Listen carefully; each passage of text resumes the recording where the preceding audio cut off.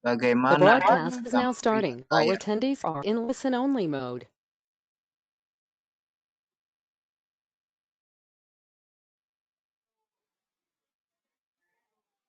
Suaranya jelas dan tampilan gambarnya jernih.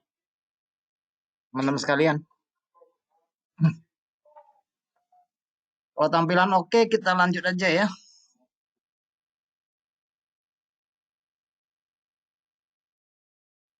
Saya lihat gambarnya sih nggak masalah ya. Cuma saya suaranya saya nggak tahu. Oke deh.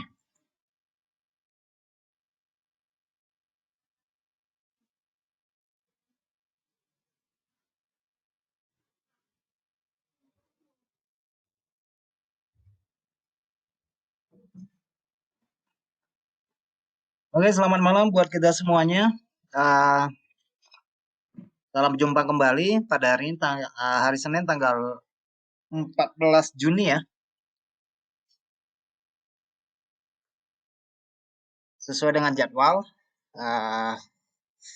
kita melakukan webinar seperti biasanya. Oke, bagi teman-teman yang belum melihat video webinar sebelumnya atau tidak mengikuti, bisa dicek di kanal YouTube ini ya. Jadi di kanal YouTube dari Hot Forex ini tidak hanya diisi oleh saya, tetapi dari beberapa negara. Jadi dari Asia, dari Timur Tengah, atau dari Amerika Latin juga ada. Oke, bersama saya Adi Pangestu, analis dari Hot Forex Indonesia. Kali ini akan menyampaikan webinar dengan tajuk konsep dari smart money. Dan sebelumnya saya ingatkan kembali tanpa bosan-bosannya untuk menjaga resiko transaksi yang bisa ditoleransi, karena transaksi perdagangan aset finansial yang memiliki leverage itu mengandung tingkat resiko yang tinggi dan tidak cocok buat semua orang. Jadi sebelum melakukan transaksi, sebaiknya kita mengkalkulasi dulu resiko yang sanggup kita terima. Karena resiko itu bersifat pasti dan keuntungan adalah probabilitas. Jadi di saat posisi Anda benar, maka tingkatkanlah posisi Anda. Dan ketika posisi Anda berlawanan dengan pasar, maka sebaiknya jangan menambah posisi, tetap jaga risiko, supaya keberlangsungan dari pekerjaan ini bisa berlanjut untuk masa yang lebih panjang. Oke, teman-teman sekalian, ini adalah konsep dari smart money ya. Kalau kita kan sering mendengar bahwa 90% dari trader itu mengalami kerugian, dan yang berhasil itu hanya sekitar 10%. Oke, jadi biasanya yang 90% itu, yang gagal itu biasanya disebut dengan dumb money ya. Dan yang 10% itu biasa disebut dengan smart money. Nah, kita akan membahas tentang smart money. Jadi di sini dalam konteksnya kita lihat bahwa smart money itu mengacu pada pemain besar, dan mereka itu adalah institusi bank terutama ya, yang kita kenal dengan interbank atau transaksi antar bank di sini ya. Oke, memang yang kita ketahui memang 90% itu memang gagal di dalam transaksi, dan itu adalah satu kenyataan, itu fakta yang terjadi. Oke, tetapi ya bukan berarti bahwa situasi yang sulit ini kita tidak bisa berhasil di dalam melakukan transaksi. Cuma kita memang perlu mempelajari, melakukan riset, bagaimana sih sebenarnya smart money ini bekerja. Itu aja ya. Oke, karena mayoritas pedagang forex, trader forex seperti saya dan teman-teman sekalian itu adalah pedagang retail. yang masuk dalam kategori 90% tersebut. Oke. Nah, pedagang smart money biasanya menghasilkan keuntungan yang besar dan mereka itu konsisten. Jadi di sini kita membedakan dua kategori ya, yaitu smart money dan retail trader atau pedagang retail ya. Jadi bisa dikatakan bahwa pedagang smart money itu secara rutin mendapatkan keuntungan itu 90% sepanjang waktu. Dan bagi pedagang retail atau pedagang eceran itu kehilangan uang 90% sepanjang waktu. Jadi kira-kira begitu ya gambarannya. Jadi mungkin kita juga bertanya-tanya bagaimana sih sebenarnya bank itu menghasilkan begitu banyak uang dan kenapa sih pedagang eceran tuh kehilangan begitu banyak uang dan waktu? Itu yang menjadi pertanyaan pentingnya sebenarnya ya. Nah, jawabannya ya terletak pada bagaimana bank sebenarnya memperdagangkan valuta asing. Dan disinilah kita akan belajar bagaimana cara berdagang forex seperti yang dilakukan oleh bank tersebut. Dan di sini kita akan meningkatkan peluang pengetahuan supaya lebih survive di dalam transaksi perdagangan forex. Oke teman-teman semua, jadi smart money itu mengacu pada pemain besar ya. Di sini saya ada kasih gambaran, ini adalah siapa mereka. Di sini teman-teman bisa melihat di dalam PowerPoint ini mereka adalah bank-bank yang sangat besar. Di sini ada Barclays, ada UBS, ada BNP, ada HSBC, kemudian ada Goldman Sachs, kemudian ada Bank of America, kemudian ada Deutsche Bank, kemudian ada Citibank. Nah, ini adalah kategori dari interbank, gitu ya. Jadi mereka memiliki pengaruh yang sangat besar di pasar karena ya duitnya banyak sih, ya kan? Modalnya gede gitu ya. Jadi ya mereka bisa menggerakkan pasar. Oke.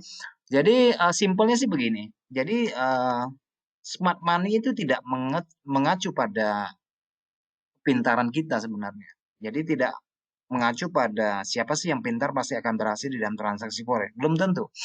Tetapi lebih kepada pengaruhnya di pasar. Oke, lebih kepada pengaruhnya di pasar. Nah, biasanya pemain yang lebih besar seperti bank atau uh, institusi keuangan ya seperti hedge fund, mereka menggunakan ukuran transaksi mereka untuk mempengaruhi di pasar. Karena mereka yang membentuk tren, ya kan? Mereka yang membentuk tren. Nah, yang jelas mereka ini tidak akan kalah. Yang jelas mereka ini tidak mau rugi. Itu aja kuncinya. Jadi bagaimana supaya kita bisa mengikuti cara trading mereka? Ya sebenarnya kita tidak tahu dengan pasti ya, tetapi dengan mempelajari beberapa hal dari kebiasaan grafik mungkin kita bisa menangkap. Oke, karena mereka transaksinya menggunakan platform yang berbeda ya di antara mereka itu ya. Biasa mereka menggunakan platform Curenex, kemudian ada Hotspot dan sebagainya ya. Jadi platformnya bukan MetaTrader ya kawan-kawan sekalian. Oke, jadi bank tidak boleh kalah dan mereka selalu berhasil. Nah, seringkali dengan mengorbankan kelompok pedagang eceran seperti kita ya kali ya. Dan kita ketahui memang kadang-kadang kalau pedagang retail memang cukup cukup gila gitu ya, cukup cukup berani, nekat, ya kan? Kadang-kadang suka melawan tren, biasanya begitu. Itu adalah kenyataan di dalam transaksi forex yang kita ketahui. Oke, seperti yang saya sebutkan di sini, pedagang smart money adalah institusi atau orang-orang yang mendorong menciptakan tren di dalam pasar. Ya, mereka adalah bank sentral misalnya, hedge fund, kemudian institusional, investor ya. Dan mereka adalah market maker dan sejenisnya. Oke, jadi inilah yang kita kenal dengan istilah interbank ya, interbank, dan mereka adalah market maker. Nah, kenapa mereka bisa mempengaruhi pergerakan tren di dalam pasar? Ya, jelas mereka punya uang yang sangat besar, kemudian volume transaksi mereka juga sangat besar sekali, signifikan ya volumenya, sehingga ya trennya bisa diatur sama mereka. Oke, itu yang secara umum kita ketahui. Nah, apa yang dimaksud dengan perdagangan smart money? Oke, ini hanya apa ya teman-teman sekalian? Ini saya hanya jelaskan secara gamblang ya, secara garis besar. Tetapi nanti kita akan mengacu pada beberapa analisa teknis. Bagaimana sih kita lihat pergerakan harga di dalam grafik chart ya, itu yang paling penting sebenarnya. Oke, karena kita tidak memiliki alat atau platform yang mereka lakukan. Dan saya tahu sih ada sih platformnya ya, tetapi itu mau sewanya berapa ratus juta itu ya per bulan itu. Kayaknya sih begitu deh platform mereka ya. Jadi kita tahu nih platformnya si Anu, si Citibank punya posisi beli atau punya posisi jual di harga berapa itu kita akan tahu. Itu ada alatnya biasanya.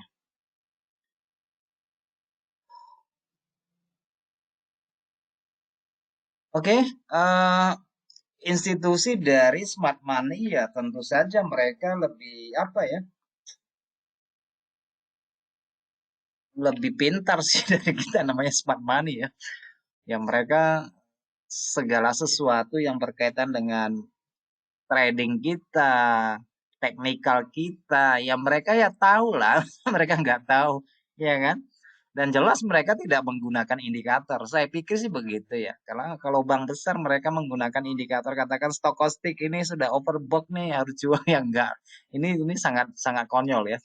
Jadi pada prinsipnya juga mereka berdasarkan kebutuhan mereka, kembali kepada kepentingan mereka, yaitu kepada supply dan demand mereka ya. Karena tujuan dari mereka bertransaksi bukan hanya untuk mencarikan keuntungan dan menaikkan margin mereka, tetapi pada dasarnya mereka adalah untuk menjaga aset mereka. Itu yang paling penting. Oke.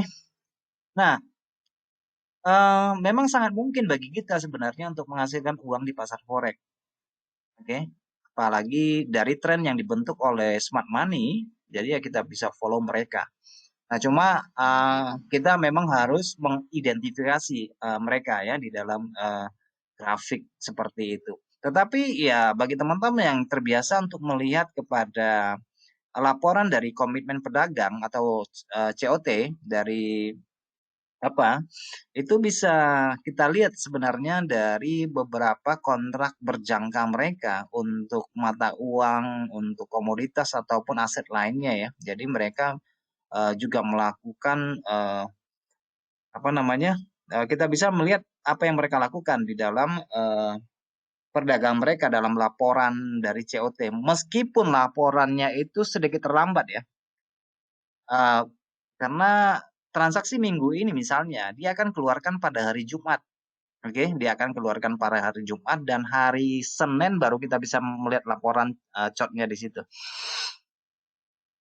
Memang agak telat, tetapi ya perubahan dari posisi panjang dan posisi pendek atau posisi beli mereka yang panjang, kontrak mereka yang panjang sama kontrak pendek itu bisa kita lihat selisih perubahan-perubahan tiap minggunya dan itu bisa dijadikan acuan untuk sebagai indikator sentimen biasanya seperti itu. Oke. Nah, institusi smart money lebih unggul dari kita, jelas, ya kan? Ini jelas sekali. Oke. Dan apa namanya smart money itu secara alami memiliki lebih banyak akses informasi. Ya, mereka banyak sekali informasi ya. Karena siapapun yang memiliki informasi yang paling banyak biasanya mereka yang lebih unggul. Biasanya sih begitu. Oke, teman-teman sekalian, ini yang seperti yang kemarin saya jelaskan, kehadiran interbank itu juga bisa kita identifikasi dari stock hunter ya, yang biasa kita alamin gitu ya. Itu salah satu menunjukkan kehadiran mereka.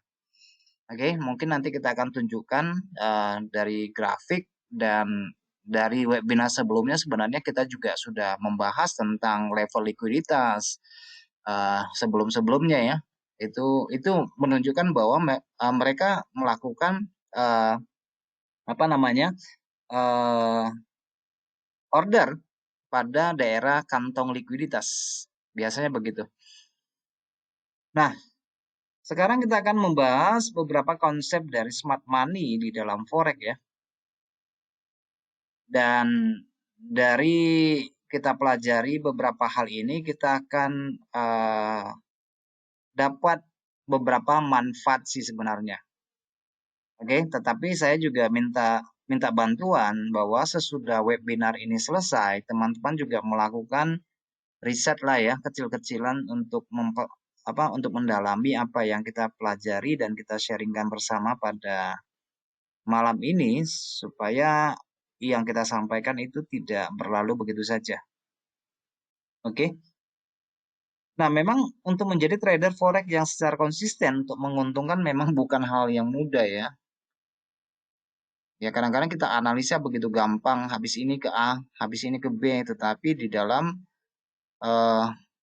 faktanya tidak seperti itu. Harga itu penuh dengan dinamika harga yang berubah setiap saat karena ini merupakan aset likuiditas yang sangat tinggi, kan gitu ya.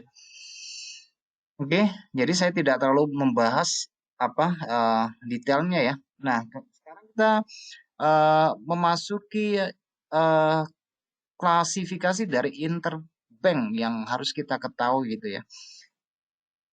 Nah, menurut saya itu sangat penting untuk kita ketahui.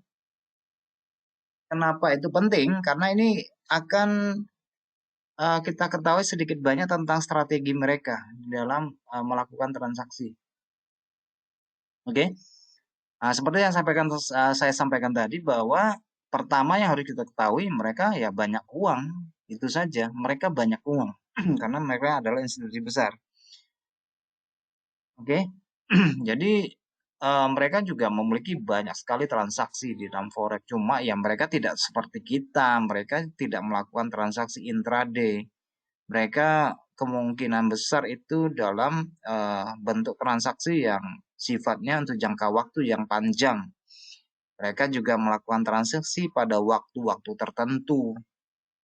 Jadi juga tidak setiap hari ya mereka melakukan transaksi. Oke, jadi mereka lebih banyak menggunakan kerangka waktu mungkin kerangka waktu harian, mingguan, atau bahkan bulanan. Ya kan? Sedangkan kita pedagang kecil kebanyakan menggunakan periode waktu yang kecil sehingga kita keseringan keluar masuk pasar, keseringan keluar masuk sehingga kadang-kadang kita terjebak di dalam tren mikro ya, tren kecil itu yang biasa terjebak di situ. Oke. Baik teman-teman semua, selanjutnya kita lihat di sini saya katakan bahwa di pasar forex di pasar FX antar bank, setiap bank atau lembaga keuangan itu mencatat transaksinya dengan peserta lain di pasar dan merahasiakannya. Sehingga memang mustahil bagi kita untuk mengetahuinya, tetapi memang mereka melakukan transaksi pada platform tertentu ya, yang sudah saya sebutkan tadi sebelumnya. Oke, dan mereka dalam melakukan transaksi dengan volume transaksi yang sangat besar. Dan karena kita nggak tahu, kita sering mendengar istilah namanya dark pool ya. Dark pool, kalau teman-teman pernah mendengar tentang dark pool, yang mereka melakukan transaksi seperti itu antara mereka. Dan kita nggak tahu sebenarnya. Oke. Salah satu yang bisa kita identifikasikan adalah volume transaksi. Tapi perlu saya catatkan di sini bahwa volume transaksi di platform MetaTrader hanya menggambarkan aktivitas dari perdagangan, tidak mewakili secara utuh dan secara benar karena ini volume tick ya. Volume tick itu nggak bisa mewakili semua. Oke, baik teman-teman sekalian, selanjutnya memang secara alami sebagian besar waktu harga ditentukan oleh peserta, yaitu mereka ya, bank-bank yang top di dunia. Bank perdagangan di pasar valuta asing baik untuk alasan mereka sendiri ataupun atas kepentingan dari klien mereka.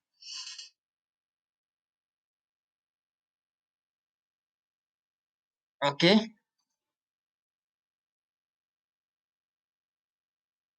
Jadi selanjutnya kita cek lagi ke yang ini, apa namanya? eh ya, ini dari Interbank ya. Ini logo dari Interbank ya.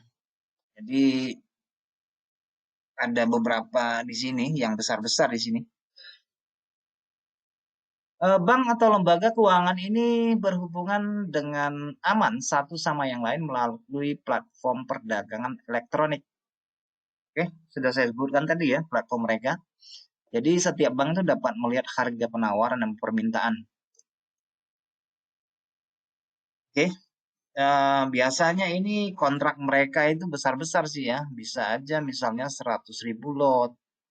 Kalau kurang lotnya ya mereka harus melakukan strategi misalnya dia tadinya mau buy kan gitu kan, tetapi lotnya kurang.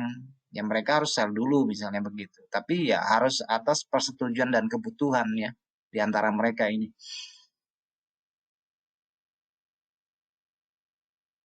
Oke, jadi saya tidak terlalu banyak ya teman-teman di sini untuk menyampaikan tentang internal bank. Yang penting kira-kira mereka itulah yang menggerakkan pasar. Dan yang buat saya sih lebih penting untuk eh, mendalami pergerakan grafik secara teknikal ya untuk mengidentifikasikan kehadiran mereka. Itu yang menurut saya itu jauh lebih penting. Nah, di dalam strategi yang pada umumnya yang bisa kita lihat di dalam interbank itu ada tiga tipe ya, yaitu akumulasi, distribusi, dan manipulasi. Nah, itu yang paling umum kita tandai. Oke, yang paling umum ya. Jadi kalau akumulasi ya biasanya ketika mereka masuk pasar, ya mereka akan menambahkan posisi berlanjut terus ya, sehingga menciptakan tren. Ya manipulasi yang seperti kita pelajari tentang likuiditas kemarin. Tapi untuk lebih detailnya nanti kita masuk lagi ya ke dalam grafik dan chartnya di situ. Oke, jadi saya langsung ke MetaTrader aja ya. Nggak terlalu banyak basa-basi ya. Langsung ke poinnya aja.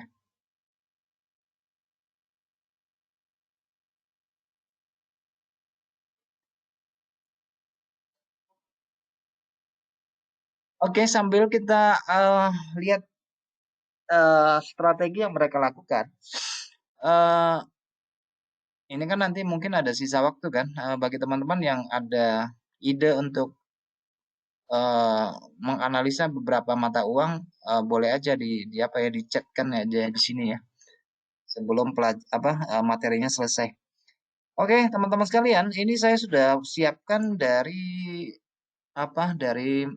pound pound sterling terhadap yen ya. Saya udah buat beberapa grafiknya yang kita lihat di sini. Nah, seperti ini ya. Nah, teman-teman sekalian, ini manipulasinya atau manipulasi dari stop stop loss huntingnya ya di situ ya. Oke, ini kan level likuiditasnya ya. Biasanya kan kalau sudah begini double bottom kita di sini sudah pasang buy limit, ya kan? Sudah pasang buy limit di sini. Ya, karena mereka apa namanya harus eh, mengambil likuiditas. Biasanya ya kita akan terjebak di daerah sini. Jadi stop lossnya rata-rata kenanya di sini. Tapi habis itu eh, muncul candlenya itu ditutup hampir 3/4 dari bodinya ya. Nah inilah bentuk dari yang namanya manipulasi. Bentuk dari manipulasi ini biasanya modelnya dari manipulasi ini muncul dan candle-candle yang serupa seperti ini ya. Jadi dia candle besar tapi shadow-nya lumayan panjang dan dia tidak selalu hadir. Tapi kehadirannya itu menandakan pasar yang exhaust atau klimaks lah begitu ya, klimaks dari pasar. Kebetulan ini karena faktor dari Brexit ya, Brexit yang kedua di sini. Tapi kita cari yang normal aja lah ya, cari yang normal aja seperti ini. Seperti ini pada bulan Desember di sini ya. Ini kan double bottom ya, di mana orang juga kalau berdasarkan sudah lakukan entry buy di sini, buy limit lah minimal kan, double bottom gitu ya. Tetapi harga di bawah turun jauh, kemudian harga itu baru naik. Oke, seperti yang di sini juga sama, ini adalah manipulasi. Ini double bottom di sini, kemudian harga close di sini breakout. Ya, kita akan cenderung yang berdasarkan strategi breakout kita sudah akan melakukan kecenderungan untuk melakukan sell di sini. Tapi biasanya dia hadir sih, dia kasih tahu kalau itu tanda-tanda klimaks. Yaitu dengan hadirnya candle pin bar seperti ini, candle kecil nih. Kecil tapi dia mendadak besar. Nah, biasanya itu tanda akhir dari perjalanan harga. Oke. Kemudian salah satu yang seperti ini juga, ini adalah tanda akhir model candlenya seperti ini. Besar, tapi dia bershadow 3/4 biasanya sih 3/4 sih ya, 3/4 atau ya 60% lah dari itu, dari total high low-nya di sini. Dia sering hadir seperti itu.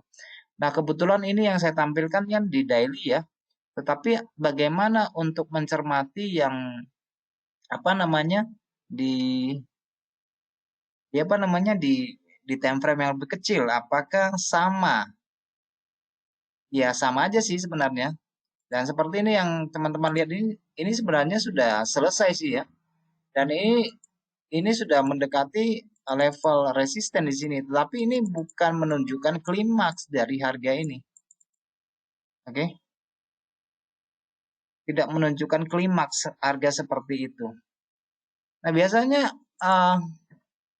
bank-bank besar order pesan harga. Bentar saya selesaikan dulu ya yang ini ya. Kemudian soal akumulasi dan distribusi. Nah, akumulasi biasanya itu adalah pesanan tambahan ya, pesanan tambahan ya. Misalnya ini udah klimaks, kemudian terjadi manipulasi harga, kemudian harga naik di sini. Nah, waktu akumulasi itu biasa kita tandai di dalam pola-pola sambungan continuation pattern maupun dari retest atau pullback itu merupakan akumulasi ya. Akumulasi. Sama dengan distribusi juga begitu. Oke, distribusi juga begitu. Misalnya kita lihat di sini sudah harga breakout seperti ini, kemudian breakout di sini. Karena ini breakoutnya sudah matang di sini ya, bukan hanya fall. Bisa jadi fall breakout enggak seperti ini. Misalnya kita bertanya, ya kita lihat kondisi pasarnya sih sebenarnya. Kalau kita cek seperti ini sudah berulang kali membentuk barrier di sini. Ini kemudian terjadi breakout, kemudian di sini biasnya juga menunjukkan bias yang berkali-kali cukup lama dia berkonsolidasi seperti ini ya, ini bisa kita pegang sebagai sebagai signal di dalam memasuki pasar ataupun yang seperti ini. Oke, ataupun yang seperti ini. Seperti yang sebelum-sebelumnya bahwa kalau saya sih tidak terlalu banyak menggunakan metode untuk masuk pasar ya. Buat saya yang penting dia itu terjadi pergeseran minat kemudian ada retest seperti ini, ya udah masuk pasar. Cuma kehadiran dari bank itu juga tidak sering, tetapi kalau kehadirannya di dekat-dekat support resisten kita sudah harus waspada karena ini sering terjadi trik pasar seperti ini kan. Nah, paling di sini aja daerah-daerah level ini yang penting untuk kita waspadai. Pada level-level seperti ini ya, tinggal support resisten, supply demand itu yang perlu kita waspadai. Cuma biasanya kalau untuk yang manipulasi biasanya dia hadir dengan candle kecil dulu seperti ini. Itu udah deket nih, udah deket mau selesai biasanya kalau sudah ada doji kemudian mendadak besar itu sudah deket masa-masa selesainya gelombangnya. Atau dia membentuk candle kecil seperti ini, dua candle kecil kemudian dia mendadak besar, biasanya itu sudah tanda-tanda mau selesai dari gelombang dari tren tersebut. Oke. Kalau kita telisik untuk yang di 1 jam, 1 jam ya. Untuk yang 1 jam seperti ini contohnya. Nah, ini adalah dari GJ ya yang kita lihat di sini. Sama di sini ini sudah Udah besar sekali di sini. Cuma tanda-tanda yang saya bilang tentang klimaks itu memang dia hadirnya itu ada bentuk candle kecil di sini. Itu yang biasanya dia tanda selesainya di situ.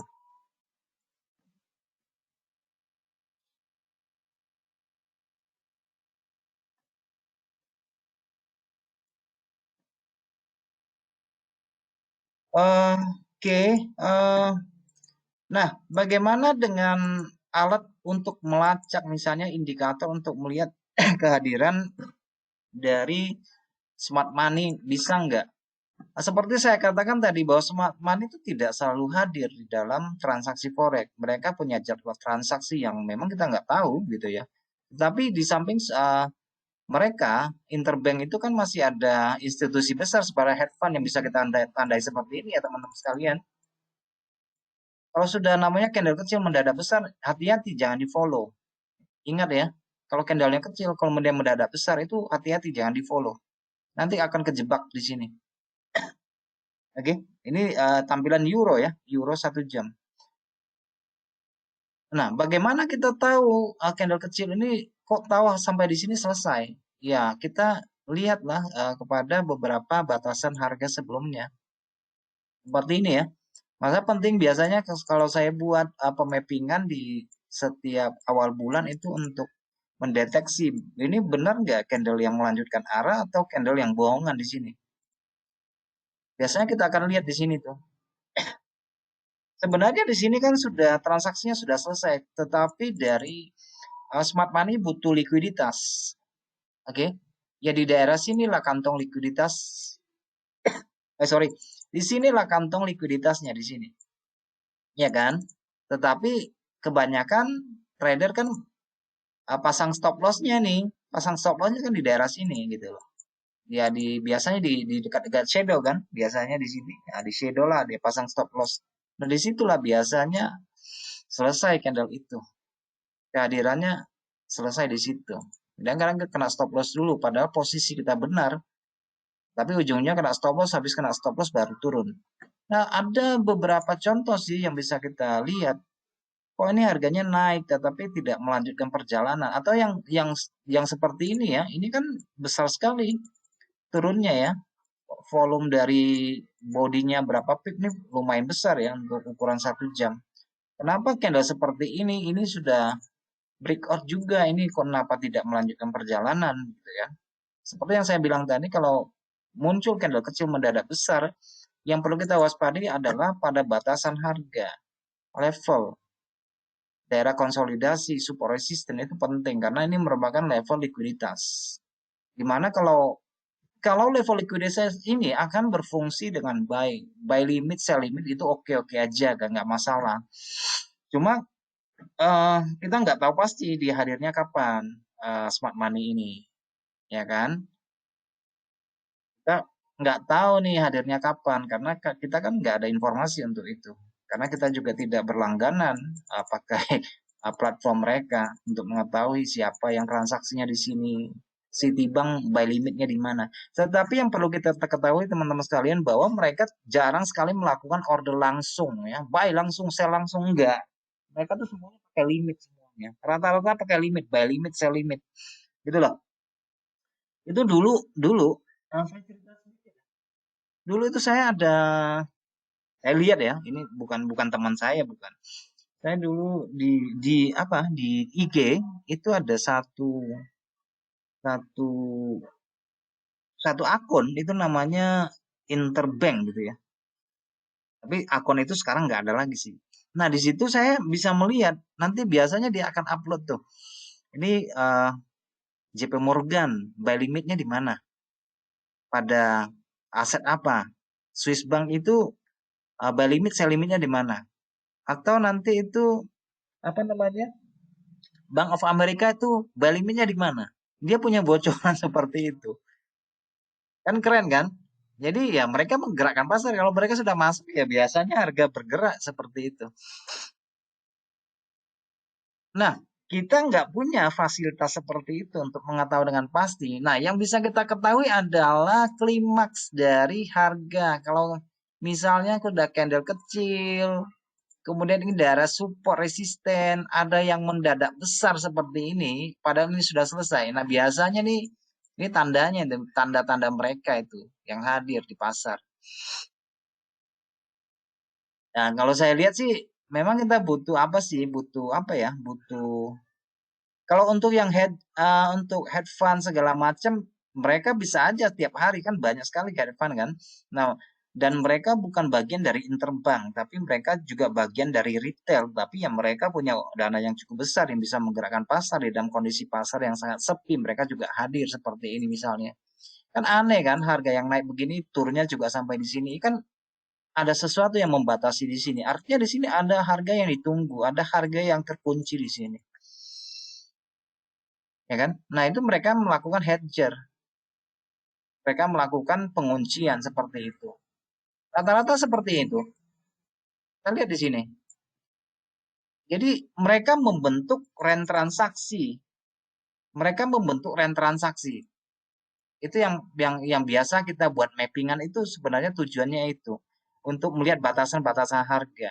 Seperti di sini misalnya harga yang naik kenapa di hari yang sama tidak melanjutkan sampai di atas. Nah, di sini kita mendapat suatu apa namanya harga yang berhenti di sini ya sampai di sini karena dia membentuk range transaksi kisaran tertentu di situ seperti juga hari ini.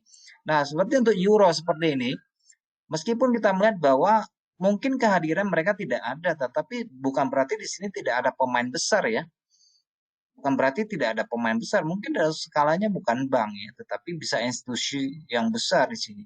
Nah, secara konstruksi kita melihat di sini sudah terjadi breakout struktural. Jadi ketika candle yang naik seperti ini break struktural ya dia turun kembali, kita sudah siap-siap buy di sini. Itu aja sih yang saya bisa apa identifikasi seperti itu. Karena untuk mengetahui dengan pasti keadaan mereka ya kita tidak memiliki alat untuk itu ya. Tapi kalau kita lihat secara grafik ya seperti itulah yang bisa kita tangkap. Oke, teman-teman sekalian ada yang mau ditanyakan atau ada yang mau di-sharekan atau mau dianalisakan untuk dilihatkan silakan. Ini waktunya masih lumayan banyak, masih ada sekitar 20 menit.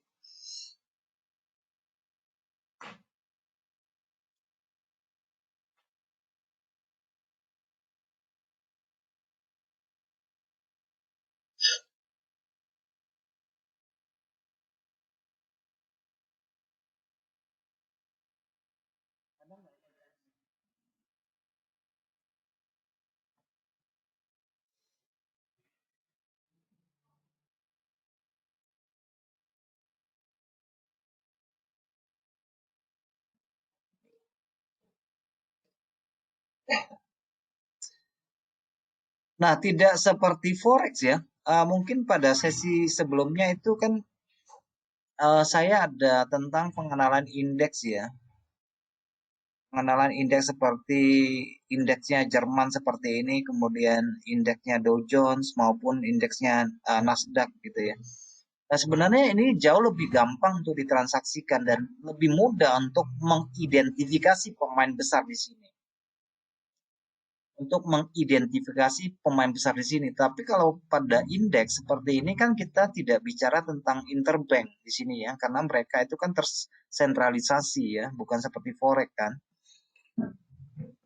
Nah, ini lebih gampang untuk melihat kehadiran mereka dengan volume-volume besar transaksi mereka itu bisa bisa lebih gampang sih menurut saya ya untuk melihat. Nah, seperti di indeks ini kita akan lebih mudah mendapatkan informasi di mana start harga mulai naik, di mana terdapat banyak shadow, itu merupakan kantong likuiditas, sehingga kadang-kadang harga suka balik lagi sini dia. Dengan memperhatikan dua candle yang memiliki shadow di sini, itu menggambarkan kantong likuiditas, sehingga rata-rata harga akan mantul kembali pada daerah ini. Dan saya melihat lebih gampang tuh dicerna kalau untuk yang apa ya, untuk pemain besar ya, pemain besar yang hadir smart money yang ada di indeks, baik itu teknologi, industri maupun untuk standar itu ya standar Poor. S&P itu juga lebih mudah sih buat saya untuk mengidentifikasi kehadirannya.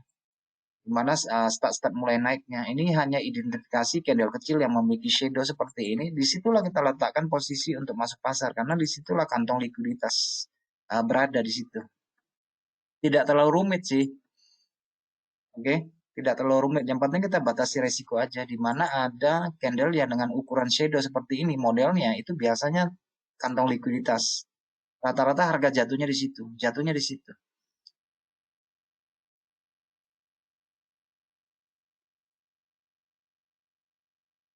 Rata-rata sih jatuhnya di model-model beginian dia. Lebih gampang diidentifikasi daripada forex yang terlalu banyak kepentingan di situ. Nah, itu apa ya? Inti intermezzo aja ya. Sambilan yang ini. Oke, ada yang mau ditanyakan teman-teman sekalian tentang smart money ini?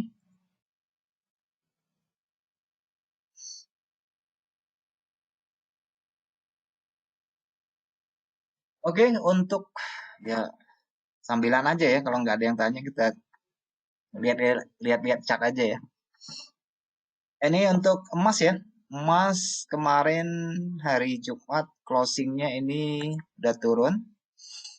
Dan hari ini sambung turun. Kita lihat di hari Jumat itu ada tiga candle pembawa arah sih sebenarnya ya untuk koreksi ya.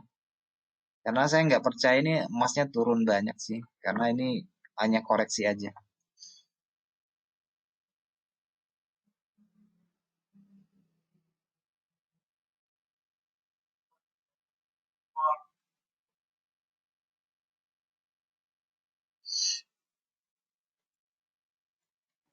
Oke. Ini yang saya ceritakan tentang smart money hanya kulitnya aja ya, karena batas waktu kita yang terbatas itu tidak mungkin untuk mempelajari total dari semua tentang smart money. Tapi ya secara kulitnya ya saya bisa jelaskan seperti yang tadi ya. Karena untuk masuk ke dalam itu butuh waktu yang banyak gitu. Kita kan cuma 1 jam aja ya kan. Jadi ya sekedar tahu aja lah. Kemudian untuk gimana sih di dalam transaksi kita terapkan paling ya kita kan trader kecil-kecilan ya, trader kecil, retail, ya paling kita lihat batasan harga aja lah, di mana kantong likuiditas ada, di mana trader besar sering sering masuk untuk menghindarkan yang namanya manipulasi seperti ini dari kehadiran GU. Teman-teman lihat di sini ada pin bar. Ini smart money nih untuk memakan dam money-nya di sini. Dia hadir hantam ke bawah, tapi kalau kita tidak paham tentang karakter dari kebiasaan yang sering kita alami di pasar seperti ini, kita akan terjebak terus-menerus. Ya kan, pikirnya candle besar, ini harga akan turun. Rupanya enggak, habis itu ya bantai lagi ke atas. Seperti ini teman-teman sekalian, hadir candle kecil, kemudian besar di sini. Hati-hati, apalagi munculnya itu dekat dengan daerah likuiditas. Itu bisa berbalik arah. Kelihatan kok, biasanya kelihatan di sini. Itu candle kecil seperti ini. Ya biasanya dalam bentuk pola-pola reversal lah yang pada umumnya. Tapi untuk yang mengidentifikasi exhaust dan enggak exhaustnya dari manipulasi harga itu memang sering hadirnya seperti ini dia. Sering hadirnya seperti ini. Ya, kebetulan ini GU ini kan sedang ranging ya, jadi gampang untuk diamati. Kebetulan sedang ranging, jadi lebih gampang diamati.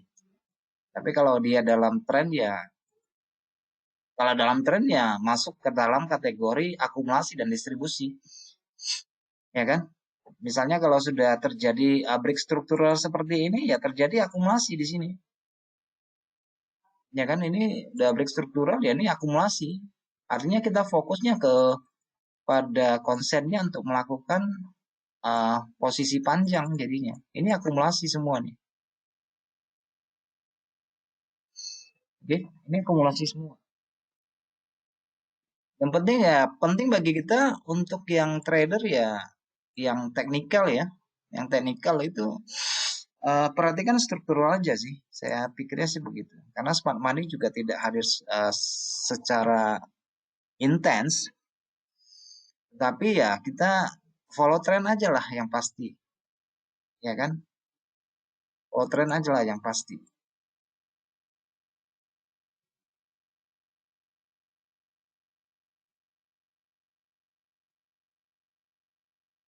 Oke, untuk emas sendiri kita lihat ini sudah terjadi koreksi ya.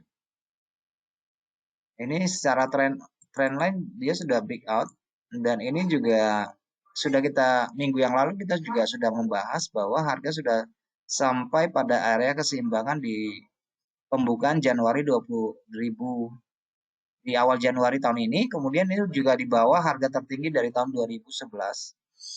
Ya kan? Jadi harga ini terkoreksi turun. Ya terkoreksi turunnya di mana ya? Nanti kita cari batas-batasannya lah di mana. Oke, cari batasannya yang menurut kita ideal untuk masuk pasar sih. Buat saya sih untuk mendapatkan harga yang sempurna itu ya bukan satu keharusan, tetapi untuk mendapatkan harga yang benar sesuai dengan tren itu jauh lebih penting.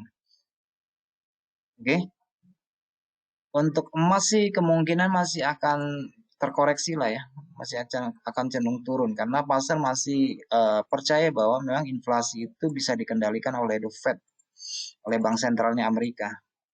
Jadi ya kemungkinan akan terkoreksi sedikit banyak lagi lah.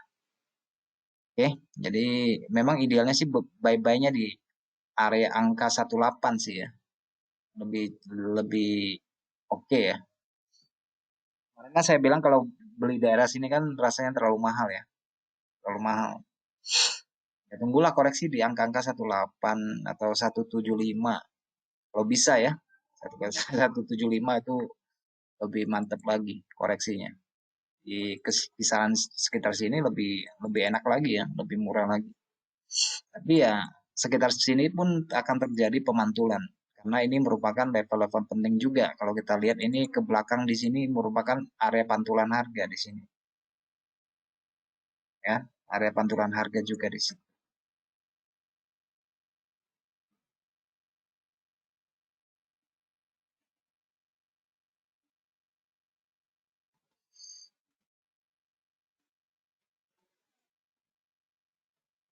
Oke, baik teman-teman sekalian, ada yang mau ditanyakan?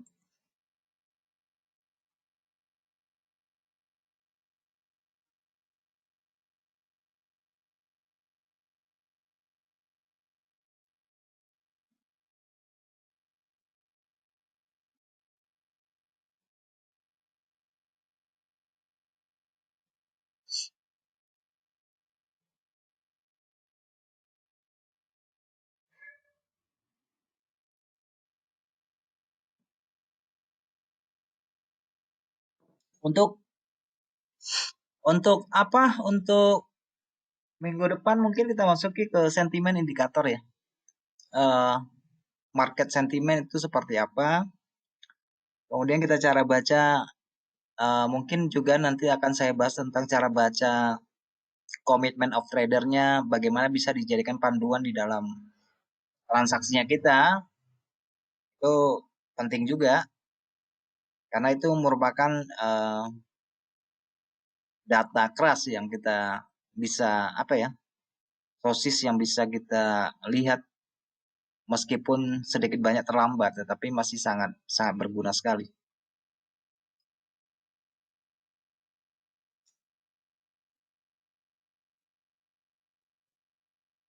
Kalau hari ini kalau untuk dari fundamental memang cukup sepi.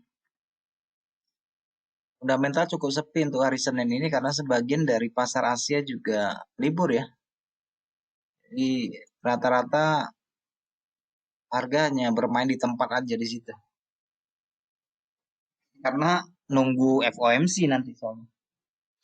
Ini eh, Bank Sentralnya Amerika tuh mau melakukan apa enggak tapering enggak apa pengetatan kebijakan enggak gitu. Jadi pasar kelihatannya sih berjalan di tempat ya. Tidak banyak pergerakan.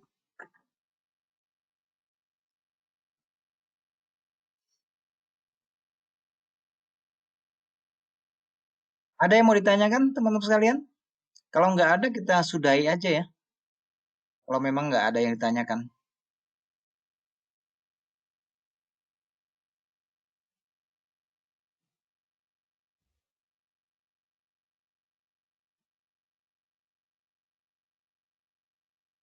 Gimana?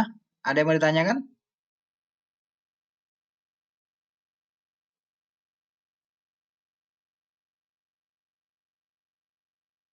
Ya gimana fundamentalnya?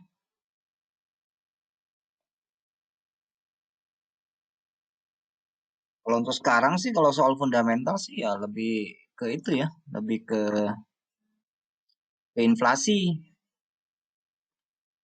Ke inflasi lebih banyak sih. Kalau kita lihat ke dolar, lihat dolar ini kan kalau kita lihat data inflasi Amerika itu kan memang cukup tinggi ya, yang kemarin membuat emas sempat naik, tetapi habis itu karena ini bolak-balik ini Bank Sentral mengatakan bahwa inflasi itu bisa ditekan, inflasi itu bisa diatur, inflasi itu bisa dijinakkan. Ya, itu berulang-ulang kali mereka mengatakan hal tersebut, bukan sekali dua kali. Jadi kalau memang demikian, tentang inflasi itu bisa dijinakkan, artinya untuk pengetatan kebijakan banknya untuk mengurangi stimulusnya sepertinya juga belum akan terjadi dalam waktu dekat untuk belanja, untuk menopang krisis pandemi itu juga untuk pembelian obligasi mereka itu juga tidak akan berkurang ya, dengan cepat. Jadi kalau kita harapkan untuk dalam pertemuan FOMC tentang pengurangan kebijakan bank itu sepertinya belum akan terjadi lah dalam waktu dekat. Dan untuk dolar itu sendiri juga belum akan menguat signifikan bagaimana. Kalau saya lihat sih cenderung lebih lebih apa ya? Untuk dolar itu cenderung berkonsolidasi pada level-level yang sekarang terjadi ini. Jadi pasar ini bisa dalam seminggu 2 minggu masih dalam mode konsolidasi, tidak ada pergerakan yang signifikan begitu.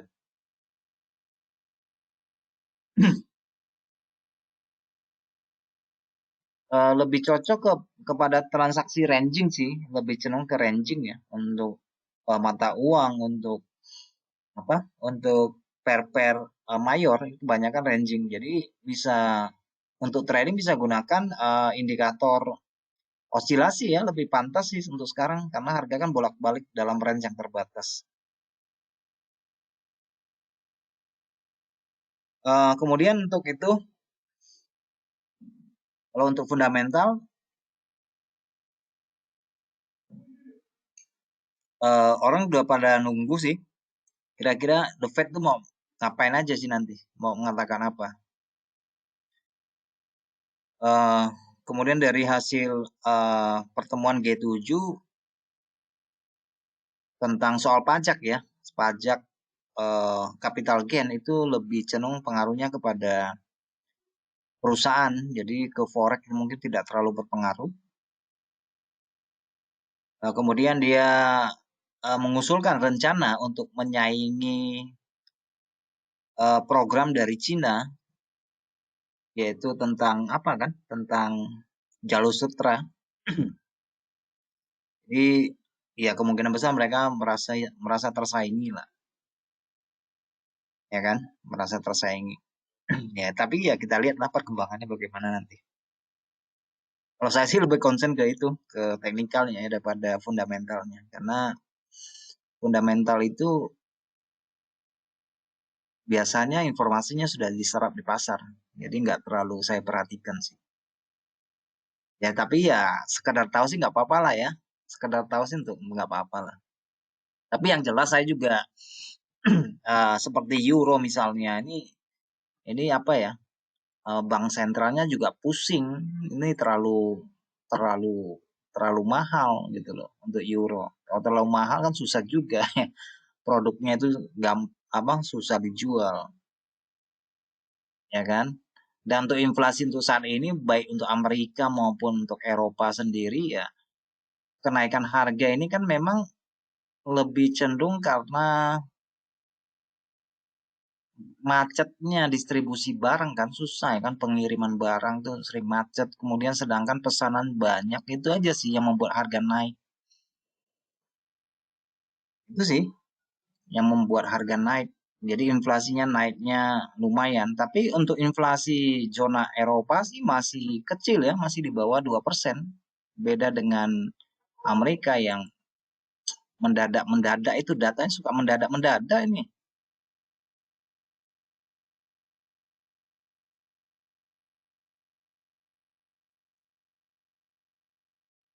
Untuk euro memang kita lihat nih biasnya memang sudah menunjukkan bias turun. Nah, kalau kita perhatikan ini kan biasnya turun ya. Ini biasnya turun. Kalau secara daily ini biasnya bias turun, tetapi kalau dikatakan untuk pecah struktural, saya belum melihat ada pecah struktur karena di sini saya menganggap ini gelombang naiknya di sini. Jadi kalau harga itu belum pecah, yang ini belum, untuk harian itu belum pecah. Gitu loh. Untuk harian ini belum pecah. Tapi kalau untuk buy sell masih oke di sini karena ini masih konsolidasi. Saya lebih cenderung mengambil range-nya seperti ini. Nah, teman-teman bisa lihat di weekly lah. Lebih di weekly kan lebih jelas ya.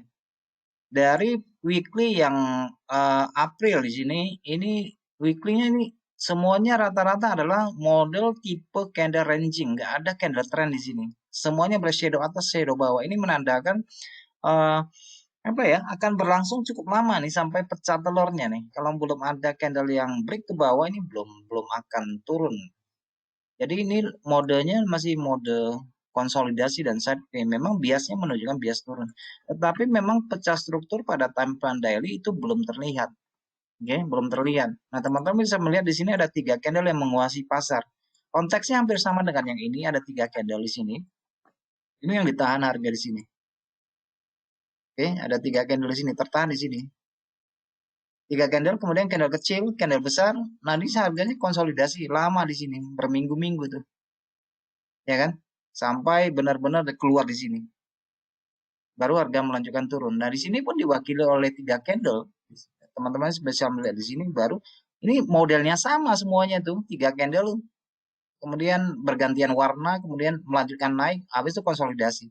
Yang ini juga sama nih, 1, 2, 3 candle, 1 candle reject, kemudian dia lanjut lagi ke bawah. Yang ini sekarang juga terjadi sama, 3 minggu naik, 1 minggu turun, dia naik lagi, ini konsolidasi semua di sini. Jadi polanya ini pola sideways nih. Kita lihat nih di batasan harga yang terjadi di sini. Ini pola sideways semua di sini. Masih akan lama sih, saya lihat sih masih akan lama nih, konsolidasi akan masih masih lama. Jadi buy sell aja sih nggak masalah sih. Untuk pemasangan robot, untuk robot yang menggunakan osilasi ini kayaknya sih cocok sih untuk saat seperti ini. Karena bisa kita lihat di sini, ini trennya lagi stuck di sini ya. Nggak ada tren ini. Bolak-balik sini. Jadi bisa dimanfaatkan tuh yang pakai pakai trading robot untuk menggunakan osilasi atau RSI itu daerah overbought dan oversold kayaknya lebih cocok deh. Tapi kalau untuk trading, untuk scalping, untuk intraday maupun itu memang ya ada lah pecah struktur tuh ada. Seperti ini pecah struktur. Jadi pecah struktur seperti ini ya bisa kita manfaatkan untuk ambil sell di sini. Ya kan? Pecah struktur di sini bisa kita manfaatkan untuk sell di sini. Karena memang kecenderungan biasnya memang memberikan kita informasi bahwa ini cenderung orang mulai melepas posisi, cenderung orang melepas posisi, cenderung orang melepas posisi. Karena dari harga high yang menurun seperti ini menjadi lower high swingnya juga ke bawah. Ada informasi penting lah. Seperti ini sih break struktur ke bawah ya kira-kira nanti kalau pada area sini kita juga sudah bisa melakukan sell ya kan di sini daerah sini. Oke, bisa melakukan sell. Pada daerah sini juga ada pantulan misalnya di sini. Kalau ada rejection seperti apa itu juga bisa melakukan buy karena ini sepertinya rangingnya akan berlangsung cukup lama, belum akan pecah lah. Karena kemarin dari pembicaraan dari Gubernur Banknya ECB juga mereka masih akan melakukan dukungan ekonomi dengan tidak mengurangi jumlah dari kuarter yang pertama, malah ditambah jumlahnya ya untuk stimulusnya itu ya. Jadi belum ada cerita terlalu dini katanya, terlalu cepat terlalu dini untuk mengatakan akan mengetatkan kebijakan karena ekonomi masih butuh dukungan, gitu ya, masih butuh dukungan. Jadi kelihatannya semuanya masih menjaga sikap untuk wait and see ya, itu yang bisa saya tangkap.